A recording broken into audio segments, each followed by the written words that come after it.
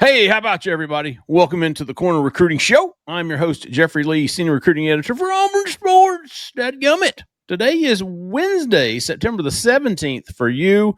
It is Tuesday evening, September the 16th for us. Keep that in mind moving forward with any day, today's, tomorrow's, or yesterday's, last night's, tomorrow night's, maybe 2 days from now. You know what time it is. You know what day it is. Today it is Wednesday for you. All right, but just keep in mind it's Tuesday for us. All right, we're going to have a fantastic show for you tonight. Why? Because we're talking Auburn recruiting.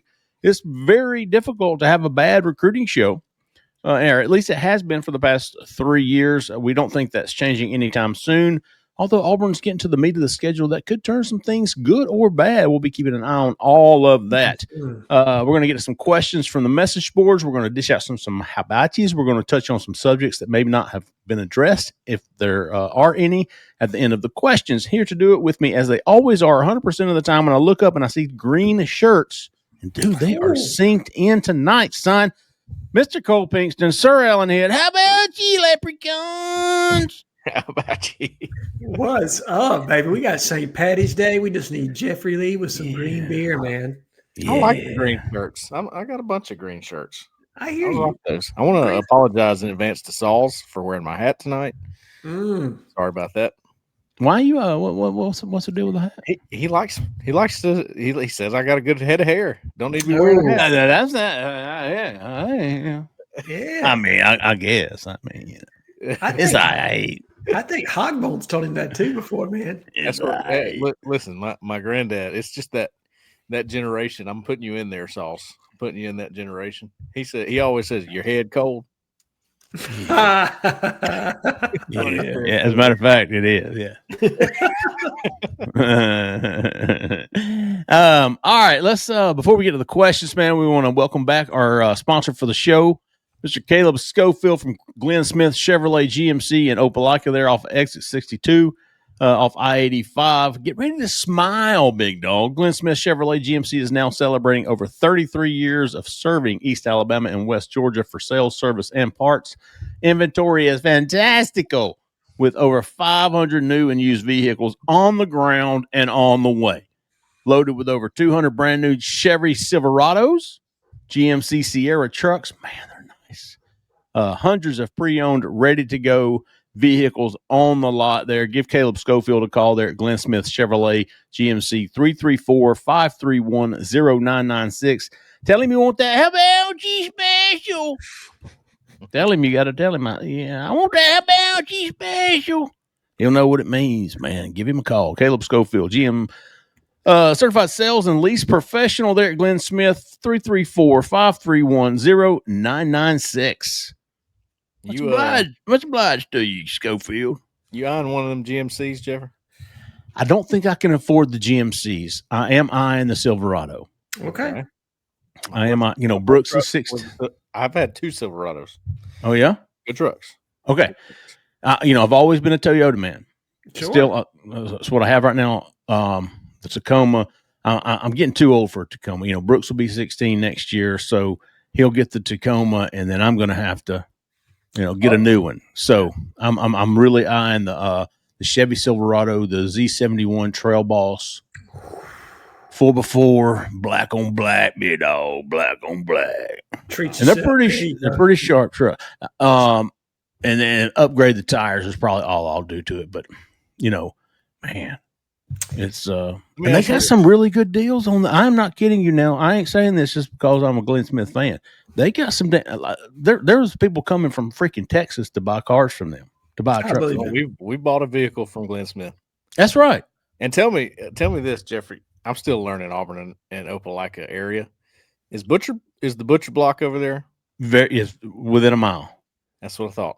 If you get off exit 62, Glenn Smith, and go back over the interstate, Glenn Smith will be on your right. And if you go up maybe another half mile, 3/4 mile, Butcher Paper's on your right as well. Butcher Paper, not block.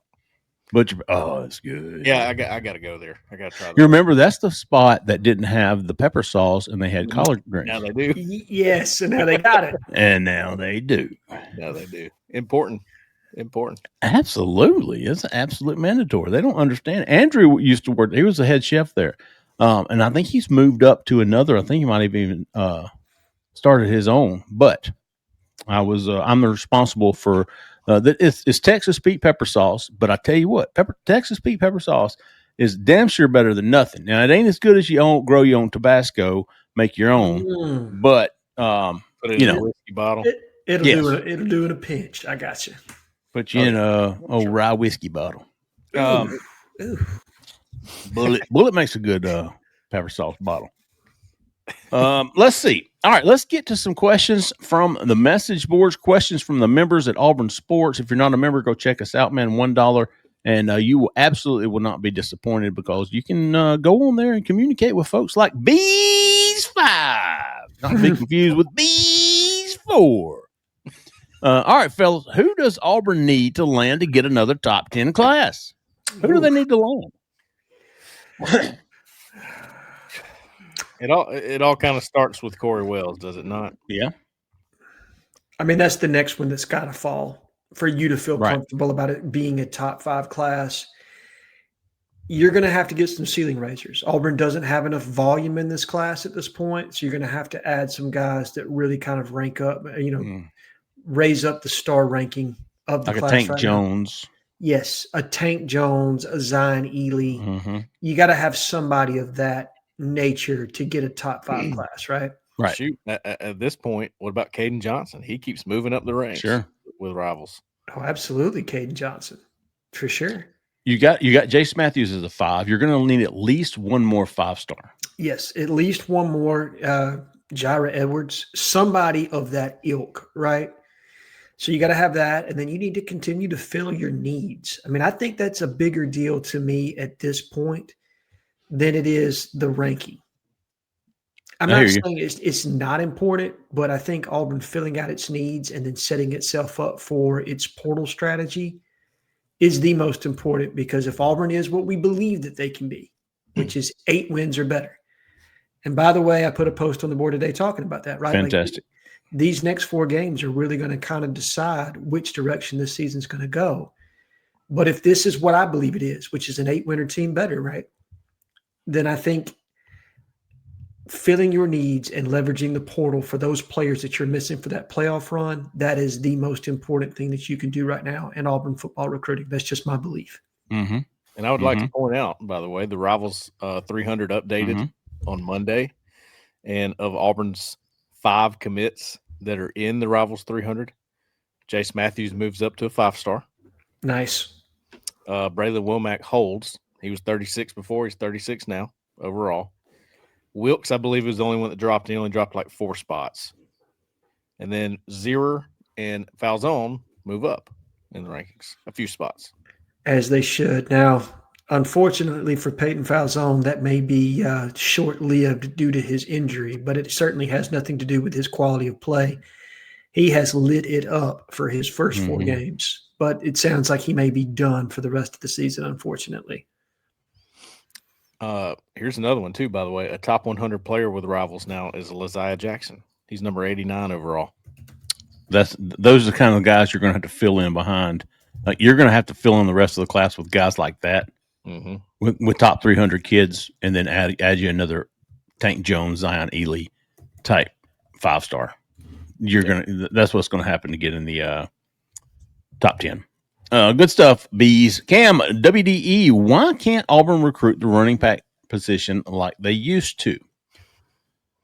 Well, if Auburn would have landed Usman Chroma, which they were so close to doing a year ago, this wouldn't be on the table. And to be honest with you, if you look back at, Alvin Henderson, I don't think any of us, expect Alvin Henderson to break any records at Auburn. But he was at least a highly recruited guy. He was. It's a little bit different dynamic when he's down the road from you, I think. Same with Jeremiah Cobb. Yes, they were highly recruited, but they're in your state. You got an advantage there in those recruitments, whereas Usman Chroma was not, and you were real close on that one. Very close. Alvin was a number 16 running back in the country. What do you think? What do you think Cam's talking about here? Are you thinking like he's talking about Tank Bixby, Kerryon Johnson? I think it's just them looking at the running back room and not seeing it as a star-studded room. I mean, everybody liked Jarquez Hunter. He was not a star-studded recruit. Mm-hmm.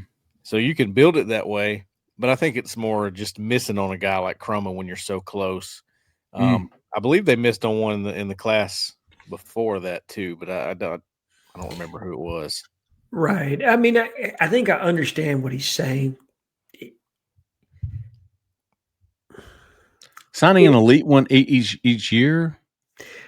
Well, and I think realistically, what Auburn fans have to understand is in this iteration or this era of college football, you have a payroll.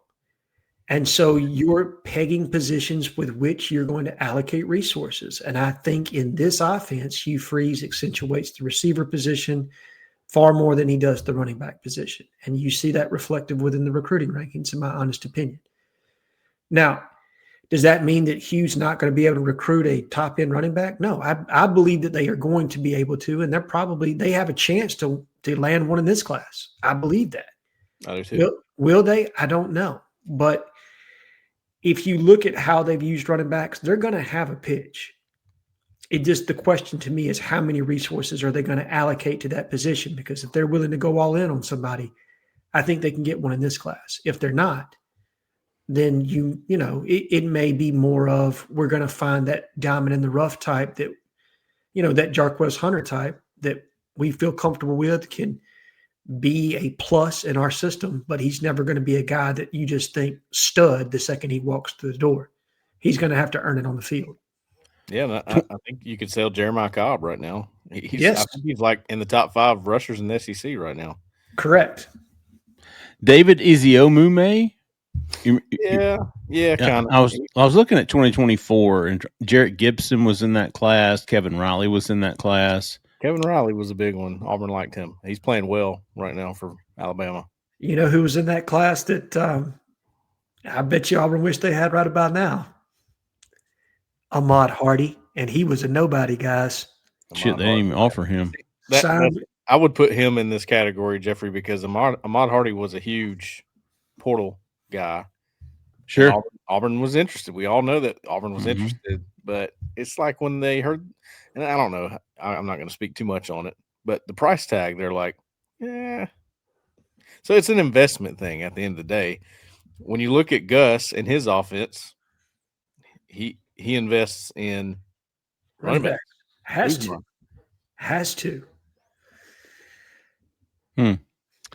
Jay Lee's Pinkhead. Who are 3 commits not committed to Auburn that you all believe Auburn must have in this class? Who are 3 commits?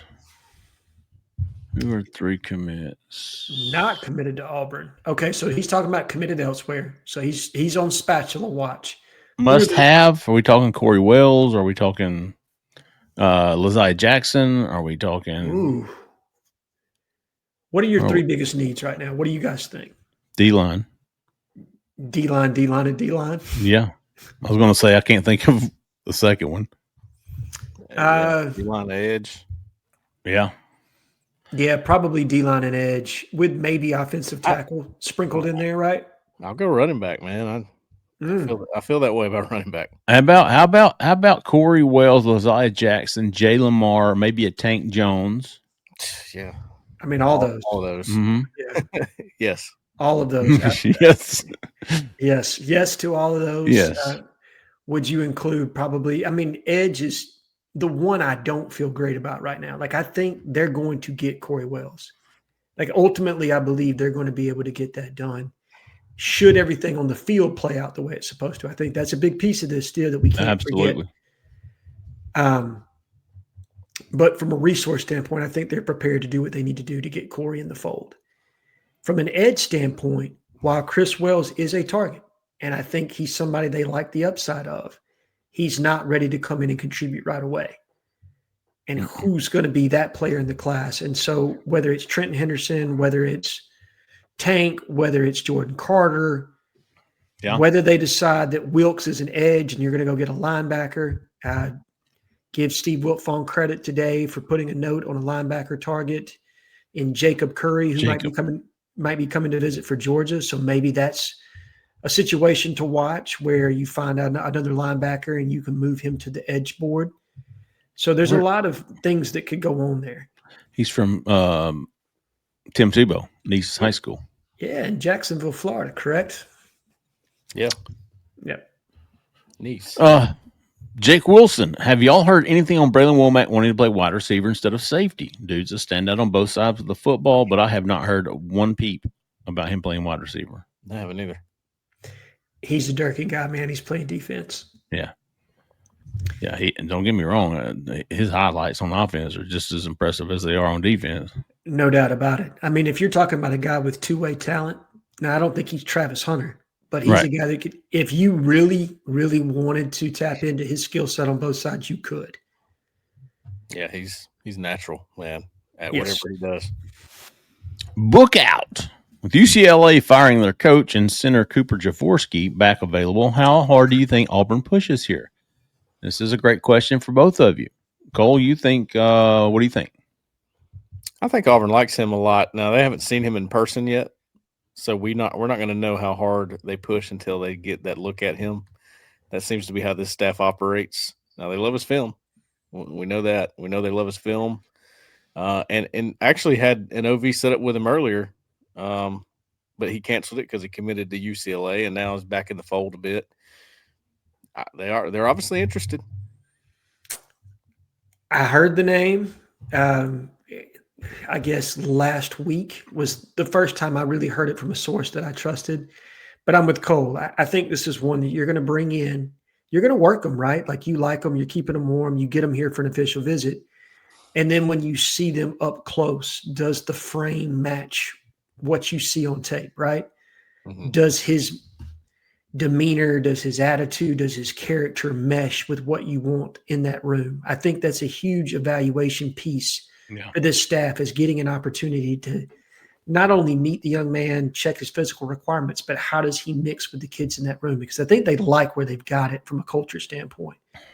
So, bringing in a kid to see how he does with them, that's a big piece. But after that OV, I think we'll have a clearer understanding of where he sits. I'm close to saying they're ready to push because of what I see on tape. I mean, I see a kid that moves guys at the line of scrimmage. He's big. I mean, he's every bit of 6'3", 6'4", probably 280 plus right now, Cole. Or that's the way he looks anyway. And nasty, man. I mean, he's got like a Jeremiah Wright type mean streak to him where he loves to finish. And Auburn needs that. I mean, I feel like Jeremiah's bringing some things to the Auburn offensive line. I heard Cole Kubik say it. I agree. He's bringing some nasty to the offensive line that they haven't had. Yep. I will say this: the guys that they want to see a little bit more of, I've noticed that you keep an eye on that Kentucky game at the end of October, because you're like Jared Dowdy, Caleb Morris. That's going to offer Auburn, or it's going to give Auburn the opportunity to see these guys a lot more game film before they bring them in and decide whether or not they want to push. I could see Cooper Javorski being a Kentucky game weekend visitor. Yeah, get some more time to see him. Then let's see him on the hoof. Let's see how he blends. And then maybe I'll tell you what, they may not have that luxury with Jared Dowdy. That dude, I don't think they do. I don't think they do either. I think they wanted it, but they ain't gonna get it. Yeah, and they've gotten him on campus. I mean, they've gotten in front of him. So I think at this point, if they want him, they're gonna move. Alabama, Missouri, Georgia, all big time on this kid. So I don't think they're going to have the the luxury of waiting until the end of October to decide whether or not to push for him. No. Let's see what Grady Hall. Is there any recruit that OU will have visiting that Auburn would benefit from winning? I haven't seen OU's visitor list. I have no idea who's visiting, but I mean, it doesn't matter if they're visiting or not, big dog. Like Auburn would benefit with every recruit they're recruiting right now. With winning that football game. Oklahoma and Auburn don't cross up a whole lot on the recruiting trail for some reason. Now this new linebacker we're hearing about, Curry, I think he's got Oklahoma. That's right. Now there you go. He is visiting this weekend for that game. But I mean, today was the first time I'd heard his name. Yeah, I actually, the first time I heard his name was him being in the Rivals 300. I was like, who's that guy? Yep. To take you guys behind the scenes for a second, I was actually texting Cole this evening, and we were talking about a recruit. I was kind of confused. And I said, well, you know what? Maybe the best pitch Auburn has at this point is just continuing to win, because that's the best thing they can do with any recruit they're on right now, is to show that that product on the field is improved. I think that's something that every recruit wants to see, and I think it also gets you a discount when you get down to number crunching season. Yep, for sure. TMH34, in y'all opinion, who is the best edge prospect out of these three? Zion Ely, Anthony Tank Jones, or Trenton Henderson? I will defer to both of you for this answer. I'll go Tank Jones. I think Tank's the most complete because of the portability he gives you. I think Tank's got enough size. He could play 5 if you needed to. He's kind of like a Morris Williams a little bit. Yeah. In that way. He is, yeah. Maybe a little better first step quickness, so he could stick it but I think he's the most complete. I think Zion's probably the best pass rusher of that group. Got the best bend, and a guy that could potentially be an NFL type. So it's hard. It really depends on what you're looking at that position. But I wouldn't push back on you saying Tank Jones at all, just because I think he's so complete as a player. Yeah, he's so versatile too. He can do so many things. That's why I like him. But I think maybe Ely might have the better frame at the end of the day. Yeah. And, that can go a long way. Henderson's in the same boat as far as the frame goes. He's just so slight. That's my issue with him is he going to put on the necessary weight, or is he going to be one of these guys that hovers at 235 and gets knocked off the ball some? You know what I mean? Mm-hmm. I would go Tank. He's the all-around guy, in my opinion. RSB058, given the situation at Florida, are there any current commitments there that we should monitor? Are we talking Marquez Daniel? Are we talking? I'm not really feeling Daniel for some reason. I'm not either. I'm just trying to think of any Florida recruit that Auburn's been in on. Look, maybe. Let me look at Florida's commitment list. Davion Grossi, never heard of him. Kevin Ford, never heard of him. I have. Now that's one I'd pay attention to. Auburn likes Who is he? Kevin Ford at edge. Oh yeah, I remember him. Yeah. From KJ Yeah. Ford. KJ Ford, yeah. Jarayla McCoy was a guy who visited Auburn. He's from Tupelo, Mississippi. He's a 4-star defensive lineman. Did he visit or did he cancel? I feel like he canceled his visit. Yeah, he canceled. Did he? But he did visit at one point, but he didn't take an OV. He was going. Okay. That's right. Yeah, he visited Florida and committed. Golly, he's been to Ole Miss a lot of times. Anyways, Jarayla McCoy. Let's see who else is on here. Florida. CJ Brunall, Kendall Guerville, Marquez Daniel, Justin Williams, Ezzie Kent. That name rings a bell. Oh, that big offensive tackle. Yeah. Yeah. Carson Baker, maybe. Is he the kid? Langston Hughes. Mm-hmm. Yes. Yeah. We'll see what happens. I'm with you. Will Griffin, Malik Morris. And that's all right. I want to clarify on that, because some people are thinking that I don't like Carson Baker as a prospect. I don't know. I'm a little split on his skill set and what he really gives you. I think he's good. Do I think he's great? And I don't know what his price point is. And those are the things that, like Jalen Moore, to me, I can very clearly see where you'd spend that money, right? Yeah, he's different. He's different. Carson Baker, I think you already have that on your roster right now. And so I don't know how willing the staff is to go in resource-wise on a Carson Baker. There are some guys where I look at him and I go, yeah, he's good. You might regret that. And then there's others where I go, you're going to regret not taking that guy. Yep. He's going to be playing against you, and it's going to be a problem. Look out for Mario Craver this year. You said that. You did. You did. CJ Hester took an official visit to Auburn. He is a 4-star DB from Cocoa, I believe. Let me see where he is. Cocoa, Florida. Yeah. Cocoa, Florida. He officially visited Auburn. Janiver Carver, Chancellor Campbell, Keku Amua, Desmond Green, Javakaba Lucas. You see the picture on Kekua Amua? I said Auburn. One of us took that picture. It is. Yeah. Oh, yeah. Really? He's from Hawaii. I don't remember it, but one of us definitely took that picture. Let me see if we did a story on him. Hawaii. How do you say Hawaii? That's why people tune into this show. Jeffrey's pronunciation on Polynesian names. I am the king. I'm the king. Great day in the morning. That dude's got a lot of stories written about him. That's for sure. I'll take Hawaiian names for 1,000, Trebek. You know, anybody that's committed to Florida Key's got about 75 stories a week on them. I did have one, top recruits visiting Auburn on Saturday. That was for the big junior day back at the end of March. Interesting. He's tight end. Ahead of him. Anyway. Position of need. Oh, for sure. Okay. Though I did see where Caden Johnson is coming in for an official visit now that's been set. So yeah, and the Georgia weekend. Yes, which is, I mean, that's important. Like I don't think you can look over that note and think that you wouldn't want a priority target here for that game. So that means something to me as far as his legitimacy landing in this class. It's man, it's going to be tough. I just, things are going to change, but as of, I think we talked about it last week, we only see Auburn taking one high school tight end, and it's almost like who's the better of the two, Kentrell White or Caden Johnson, when time comes when you have to make that decision. Yeah, that's tough, especially when you've had a kid committed as long as Kentrell's been committed. And a kid from Atlanta, and but the three guys right now we have locked in for official visits for that Georgia game is Laziah Jackson, Caden Johnson, and Nakai Heppy. Mm-hmm. Sounds like three guys you want in your class. J-Lee's Pinkhead 2.0 does Duncombe's.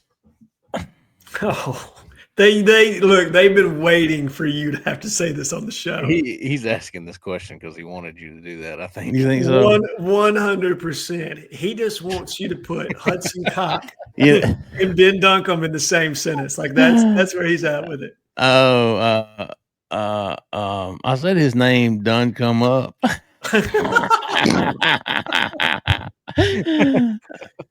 Let's see. Does Duncombe's quickness translate to him being an edge rusher at the next level, like Kieron Crawford, or does his girth, son of a bitch? Yeah, right.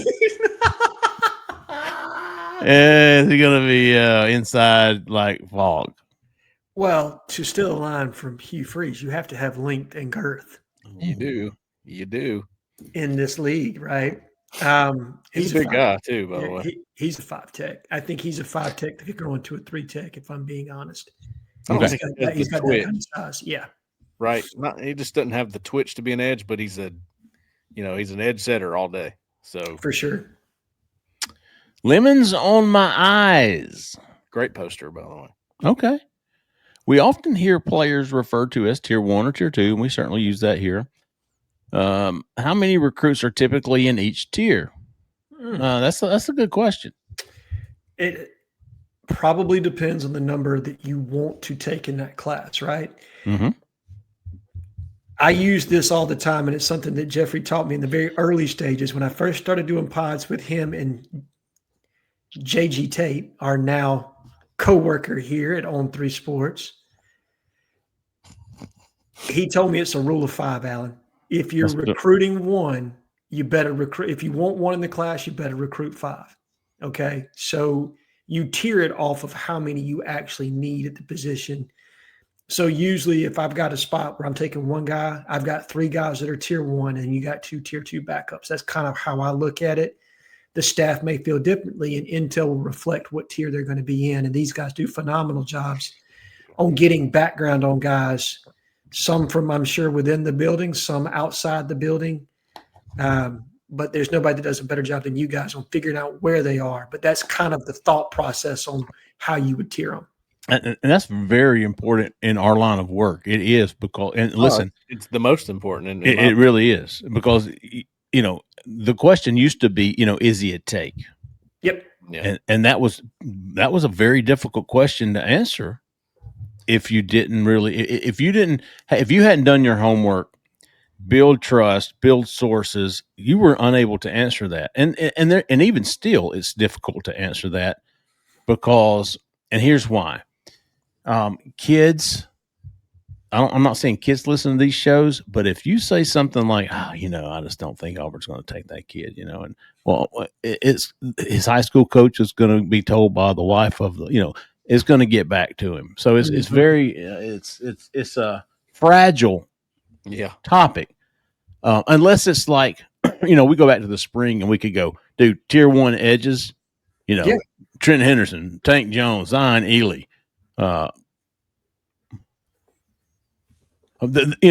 Wide receiver. Yeah. Boom, boom, boom, boom, boom. It was obvious who these tier 1 guys are. And sometimes it sounds bad to say. I mean, it may sound like it's not good to say a tier 2 guy, but if we're willing to say tier 2, that means they're on the board. Dude, tier 2. Look at Auburn's starting 22. And I would say maybe a third of those guys are tier 2s, or they were tier 2s. Yeah. If you go back and you look at, oh man, Auburn really pushed for so-and-so and so-and-so and so-and-so, and then they ended up with this guy. And guess what? He's freaking stud. Yeah, he's better than maybe the guy that right. And again, some of these tier 2 guys become tier 1 by the end of their senior year. Yeah, there you go. We've talked about this till we're blue at the face. You know what I mean? And I think Will Redmond even admitted this in a recent interview, that the senior evaluation is still very important as far as how they rank prospects in the end. Mm-hmm. Not only does it make a determination of whether or not a guy's a take, you're talking about NIL value, right? How they're going to slot that contract. Maybe what does adding a player like him do to the room? Do you want to cut somebody else on the roster to make room for a player that you initially thought was tier 2, but you know what? They're so good, man. We need to take 2 at this spot, and we want to take this kid. So there's a lot of implications. And the ROI, we've talked about that. But you look at Eric Perry. Yes. I don't think for 1 second he's a tier 1 guy. Not a running back. I don't. No. But when you weight in that Auburn would like to take 2, and they're going to shoot for the moon with the tier 1 guy, but they've always they think he's got the potential. And the ROI, you're getting him extremely affordable. Yep. And in no way, if you'd asked me 3-4 months ago, I would have said no. He's not a tier 1 guy. I still don't think he is. No, and that brings me to my point about Carson Baker. When I watch both of them on tape, when I watch Eric Perry and I watch him, I don't see a drastic difference in between the two. Like I see 2 guys that are both extremely straight line fast with not a ton of wiggle, right? Yep. That's what I see. Except for with Perry, I see a frame that's going to carry 210 at the SEC. Yeah, and with Baker, I don't know. He looks thin to me on tape, and he looks like a kid that's about 185, 190 now, and maybe he plays at 200 at the next level. That it's so hard to tell without seeing them in person, and that's what I appreciate about what you guys do, because you're there at the building and you can see them with your own eyes, and then that will kind of tell you. You know what I mean? I'll say one of the better evals eyes on a running back recruit has been Jeremiah Cobb, because I've been watching him since he was in like 8th grade. He was maybe 140 pounds then. He was maybe 150 pounds when he was like in 10th grade. All right. He was not big. This guy was small, but I think it was Cadillac at the time first. And then Hugh Freeze and staff, worked to keep him. They looked at him even when he was 175 pounds and said, now he's going to be 205 for us. Yes. That's hard to do. It is hard to do. That's leaning into an evaluation big time, man. And look at him now. He's running over people at 205, and he's stout. And honestly, I think he's still got room to put on more weight. Like I think he could add another, 5 pounds potentially and be 210 before it's all said and done. Like I don't think that kid's topped out by any means. Yeah. I'm so proud of him. For sure, dude. I mean, proud of him. He's the kind of kid you cheer for, not only because he's a great kid that comes from a good family, but because he stuck it out. Yes. He didn't take the easy way out and say, you know what, I'm not playing my freshman year, so I'm going to go someplace else and transfer like 5 times in his career. Looking for immediate playing time. Looking. Yep. Grass is always greener. And look, I mean, I got respect for the Dr. Calzadas and Finleys as well. Okay, don't get me wrong. I understand. You got to do what you got to do. Yeah, I can But relate. yeah, you know what I mean. But for me, I have a major appreciation for a kid that has the wherewithal to stick through a little bit of adversity. And I hope we're saying the same thing a year from now about Perry Thompson. Yes. Mm-hmm. Yes. Because Perry, your time is coming. Like, I promise you, your time is coming. Just keep doing what you're doing. That's right. Let's see. Before we go, any how about yous for you this week, fellas? Yeah, I got 3 of them. I have 2. I got several. Y'all bear with me on that. I'm sorry. Just No, got you're some good. thanks. Just some thanks, man. You know, got to do it. Cole, you want to get in there first? Yeah, sure. Okay. All right, Jeffrey. I got Hunting Tiger. Okay. Thank you to him. South AL Tiger. It's been a good poster lately. He's helping me out with something too. He's All a great right. poster. And BBP. Always a great. Times 2. Absolutely. Times Please. 2 for BBP. All right. AU Tuckerwood. That name gets me for whatever the reason. Man. It's funny, isn't it? It's funny. And then he's just my film buddy. He's my film buddy. And then CCR3. Oh, he's going. I made a post and he said, for those of y'all who don't speak Cole, what he's saying is, for you whining, unrealistic, non-football playing, palm olive hand lady boys, just give your balls a tug. Please let a young man grow up because he has potential to be really good. Let the boy watch. Woohoo! Can you feel the tension? I can feel it down in my plums. Let We're the talking boy about- watch. It was about somebody, I want to say maybe Anquan Fagans, and someone asked, why is he not playing more right now? I thought you guys said he was going to be a starter by day one. And I had a response to that, and that was the interpretation of it by CCR3 of what I said. Nice. And by the way, starting safety on Tuesday was Anquan Fagans. So hang in there. Hang in there. Is that all, Cole? Yeah, that's it. Okay. Mr. Allen Head. Okay. I got Tank for America in the Ben Duncombe thread where he says, at Jeffrey Lee keeps trying the name, throws him into a relentless cackle that they have to edit out. It's been done. It has been done tonight. I felt like Tank for America. Well earned, everybody. Done come. Yes, Ben Duncombe. There you go. Oh, gosh. In that same thread, Jay Feltman, that's JFELTMAN. He's a guy that's been watching our pod for a while, but he reminded me of Scott from Virginia. Do you remember that phone call? Yeah.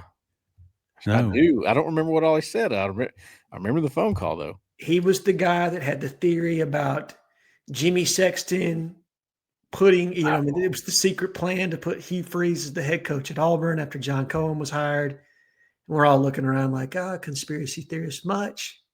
And then sure enough, Hugh Freeze was hired. So yeah, I remember that. But reminded me of that call. But Jay Feltman, I appreciate you watching, man. I hope you continue to stick with the show.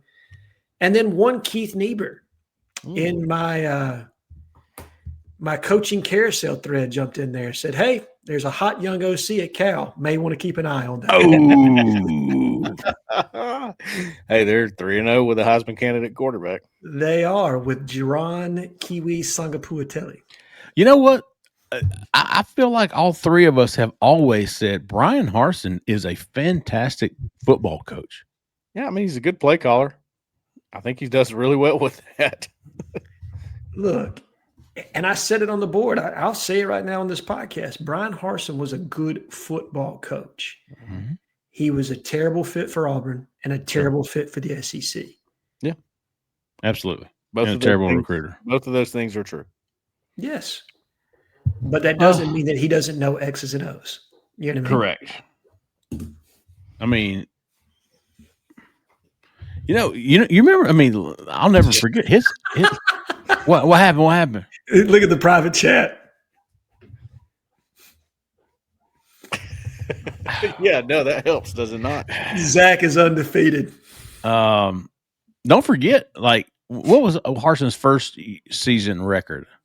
6-6. And I think every one of those losses except for one was a one-score game. Yeah, where it gets weird for him is the loss to Mississippi State, right? Because you allow them to come back in that game where you were up by 21 plus points, and then losing to South Carolina, where they basically ran duo down your throat all night long. Yeah, I remember that one too. You win those two games. Auburn wins 8 games, Brian Harson's first year. And he probably wins enough to not have some of the heat that he had going into that offseason. Yeah. You finished 8-4 that year? Yeah, with a close loss to Alabama in the Iron Bowl. I mean, look, people forget, but, I mean, we all know Hugh Freeze was close in his first year. Brian Harsin was every bit as close. I think they went to double overtime. Is that right? Yeah, with TJ Finley at quarterback. With TJ Finley. With a one-legged TJ Finley. Yeah. All right, I got 2 how about you. Matter of fact, I didn't realize this, but Jay Feltman is on mine as well. So Jay Feltman, how about you, big dog? How about you, Jay Feltman times 2? And how about you, the Construct Tiger? Yes, that's a good one. Construct Tiger. He was asking about Ben Duncombe, and he didn't know it was all new to him. And I said, "No, man, that name Ben done come up." Yeah.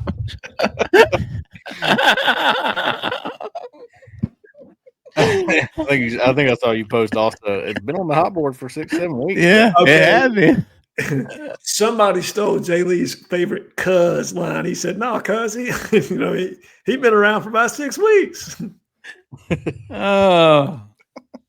Oh my gosh. All right, that's gonna do it. Let's get Caleb Schofield on here one more time. Glenn Smith Chevy GMC and Opelika exit 62 off of I-85. Get ready to smile.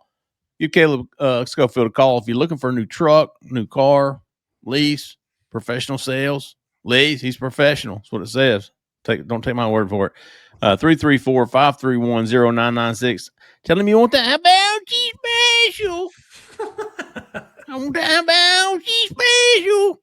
He'll hook it up, big dog. All right, that's going to do it, folks. We're going to be back. Several shows. Get locked onto the YouTube channel. We throughout the week. Auburn plays Oklahoma 2:30 p.m. Central Time on ABC on Saturday.